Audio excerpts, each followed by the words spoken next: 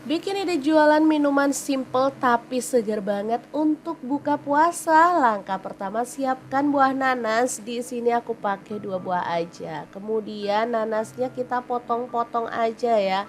Untuk potongannya bebas, boleh kecil-kecil, boleh agak besar. Sesuaikan aja dengan selera ya.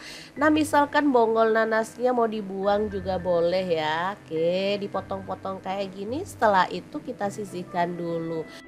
Lanjut kita akan bikin untuk kuahnya ya. Pertama siapkan air yang udah direbus. Ini kurang lebih pakai 3 liter ya. Kemudian nanasnya kita cemplungin, tambahkan kayu manis 1 batang. Nah, cengkehnya aku pakai kurang lebih 72.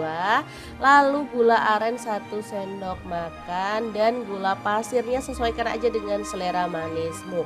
Dan direbus sampai mendidih, wangi dan seger banget ini aromanya teman-teman, beneran deh. Nah, kalau udah agak dingin boleh tambahkan biji selasi yang udah direndam ya. Jadi tampilannya makin cantik kayak gini. Udah deh, tinggal disajikan pakai es batu boleh, mau diminum dingin-dingin juga boleh. Cocok banget untuk menu buka puasa ya. Beneran pelepas dahaga banget, ini seger, wangi, enak banget pokoknya.